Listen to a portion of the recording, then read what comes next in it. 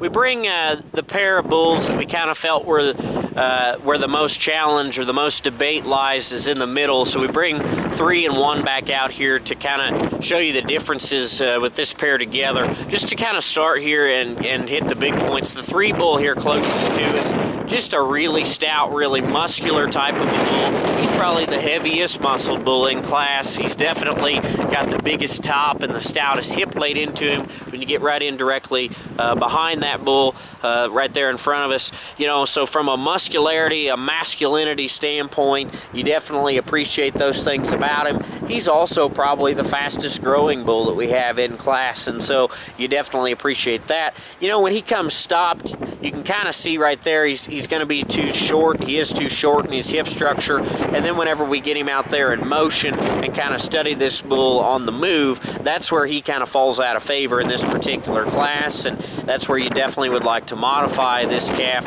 He just needs to be longer hipped, and then because of his short hip and just the way he needs to be modified there, he kind of wants to get tighter there about his rear pastern, doesn't handle his hock or his hind leg quite as well as what he needs to whenever you study him and hit the surface. The bull wants to kind of roach up in his top, gets around or out of his hip, drops his pins. You know, just his rear leg, his rear skeleton really needs to be modified, truthfully, in terms of his structure. Just needs to be a little bit better from that standpoint. He is muscular, he is powerful, but his problem in this class is structure. As we talked about off the top, you know, in terms of, wanting to make females that are practically functional. If you had daughters that were like him, you might be a little more concerned from a structural standpoint, just the way he utilizes his hind leg. Then you have the one bull who, in terms of length and extension, you know, this calf that we have going across right there, profiling to us now, bull that's really long, really extended, really stout bone, big-footed type of a bull, like those things about him. And he still has some length and extension, some muscularity. He doesn't quite have the same volume to him as what the 3 bull does, or especially what your class winner does. Wants to get a little shallower there in his forerib, just a little shallower about his rear flank as well. Get in behind him, you don't see the same just with the base in that particular calf, or even coming right at you up front. You study him down low through his chest or right in behind his shoulder up in the upper part of his rib.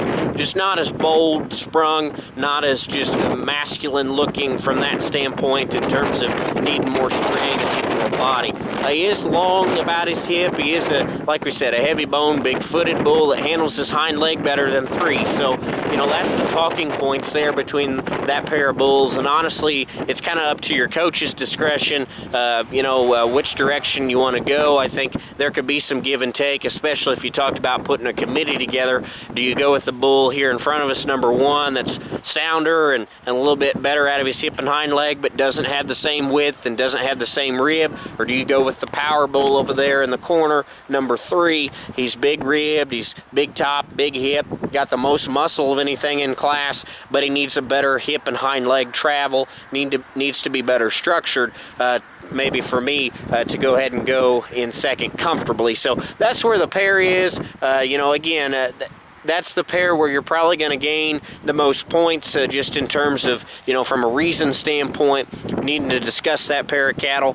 Again, some testicle or some sheath differences. The one bull here in front of us has the heaviest sheath. That's probably something I would call him out on. The 3 bull, actually, we'll try and get him behind him one more time and show you, but he's the biggest testicled bull in class that we have, and has the most testicular development. So definitely need to bring those things out.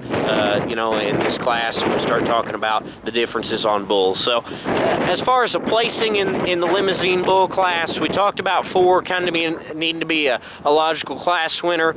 We'll go ahead and follow him up in the middle pair with the 1 bull, and then followed by 3. But that's your pair. It'd be about a 2-point cut, and then close up with the 2 bulls. So 4-1, 3-2 is the placing on these Limousin bulls. From my standpoint here, the cuts would be about a 4, 2, and 4. Thank you.